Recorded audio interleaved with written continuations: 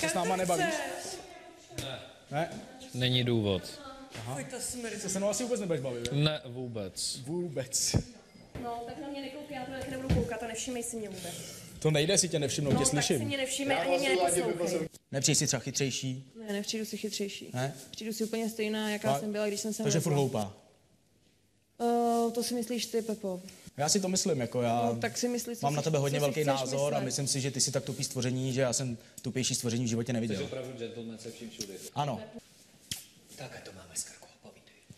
S tebou jsem se taky nerozloučil, ani jsem se s tebou asi rozloučit moc nechtěl, protože na tvoje slova já určitě nemám. Mně přijdeš jako herečka, hrozná herečka, že to máš všechno strašně naučené. To, co tady předvádíš. Je úplně jedno, co ty si myslíš. Ano, ano, ano. Podívej se, hele. Úplně mi to je jedno. Ano, ano. Protože vy jste si místo toho, abyste mezi sebou, tak jste z toho udělali, že jdeme porazit Vladka. Tohle bylo to první. Ano. Ano. Ano, ty A proto... ty jsi tady nejsilnější Ne, to nemá smysl. Jestli to má vyhrát, A kdyby si viděl svůj výraz, kdyby si viděl svůj výraz, to Výraz ty jsi chtěl, abys ten výraz měl. Já jsem chtěl, ty si myslíš, že já jsem chtěl? Hele, Kamaráde, ty by si věděl, co já jsem cítil tady. já už jdu dopryč, ty vole, protože tady tohle... Nejt jeden.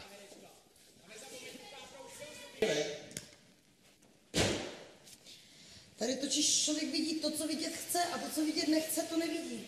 To je bohužel takhle. přesně takovýhle špinavosti se dělali. Chytnout se někde, kde co bylo, tak jak houf jste šli, jak houf těch pár, co vás bylo, a tak honem, jako by to, abyste měli do čeho Viděl vychnout. jsi, že já jsem šel jako... Bylo to Viděl tak. jsi, že já jsem... Tak se chová. Cigánka, až to bolí. Najednou, no. Prostě tě si úplně našel, tady to s tebe Úplně až jsem sám. našel. A neřekla jsem to já. Ale já jsem měl úplně piva, sama. dobrý, dal jsem si Je mi dvě to piva úplně předtím, než jsem jedno. šel sem.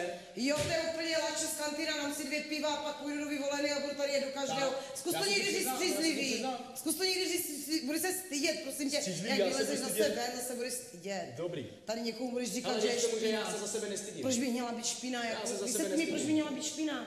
To by smrdí ponožky na dálku, prosím tě, čukni si k mojím a čukni si ke tvojím a tady stojím a cítím tvoje ponožky. Jenom to si prošel a ty mi budeš říkat, že já jsem Co to špina. vytahuje? Ty jsi smradlavý, opičí chlap. Ale prosím tě. To víš. Tak to občas bývá.